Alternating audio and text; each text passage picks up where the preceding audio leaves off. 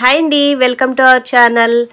ఇవాళ వచ్చేసి గోదావరి జిల్లాల స్పెషల్ తెలగపిండి ములగాకు, దానిలోకి వెల్లుల్లి కారం. ఈ ములగాకు తెలగపిండి బాలింతలకు పెడితే పాలు ఎక్కువగా వస్తూ ఉంటాయంటారు. సో అదే విధంగా పెద్దవాళ్ళు చిన్నపిల్లలు కూడా తినడం వల్ల వాళ్ళ బోన్స్ అనేవి చాలా స్ట్రాంగ్ అవుతాయి. ఈ తెలగపిండి మునగాకు తినడం వల్ల చాలా ఉపయోగాలు ఉన్నాయండి. ఇక స్టార్ట్ చేద్దానండి. ముందుగా పొయ్యి మీద ప్యాన్ పెట్టుకుని దానిలో ఒక స్పూన్ ఆయిల్ వేసుకుని ఒక కప్పుడు వెల్లుల్లిపాయ రొబ్బులు చిత కొట్టుకుని వేసుకోండి, లేకపోతే పేలిపోతాయి. అవి కొంచెం వేగిన తర్వాత 2 స్పూన్లు జీలకర్ర, కారానికి సరిపడా ఎండుమిర్చి కూడా వేసుకుని కొంచెం కలర్ వచ్చేంత వరకు వేపుకొని చల్లారేంత వరకు పక్కన పెట్టుకోండి. ఈ తెలగపిండి అనేది మీకు కిరాణా షాపుల్లో బయట సూపర్ మార్కెట్లో దొరికేస్తుందండి.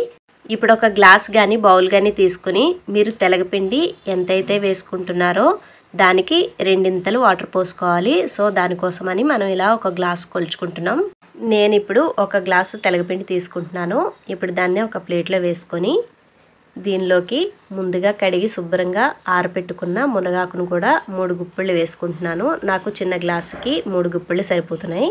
తడిగా లేని మునగాకు వేసుకోవాలి. తడిగా ఉంటే మనం ఆ తెలగపిండిలో కలిపినప్పుడు మొత్తం ముద్దగా అయిపోతుంది. సో పొడి పొడిగా రాదు కూర అనేది. తర్వాత ఆ తెలగపిండిలు ఇలా కలిపేసుకొని పక్కన పెట్టేసుకోండి.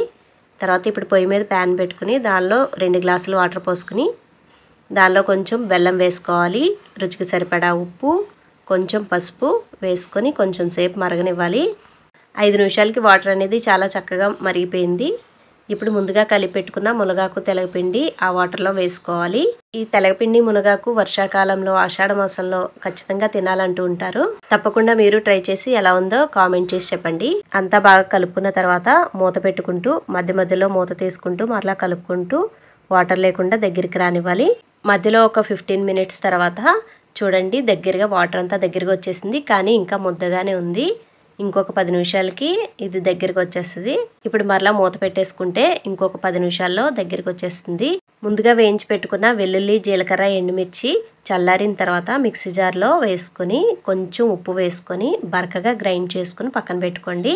మెత్తగా మాత్రం అస్సలు గ్రైండ్ చేయొద్దు, బరకగా ఉంటేనే టేస్టీగా ఉంటుంది. ఇప్పుడు పొయ్యి మీద ఉన్న తెలగపిండి ములగాకు మూత తీసి చూసుకుంటే చాలా చక్కగా పొడి పొడిలాడుతూ ఉడికిపోయిందండి. ఇప్పుడు దాన్ని దింపేసుకొని పొయ్యి మీద ఇంకో చిన్న కడాయి పెట్టుకుని దానిలో ఒక స్పూన్ ఆయిల్ వేసుకుని ఒలిచిపెట్టుకున్న వెల్లుల్లి రొబ్బలు వేసుకోవాలి.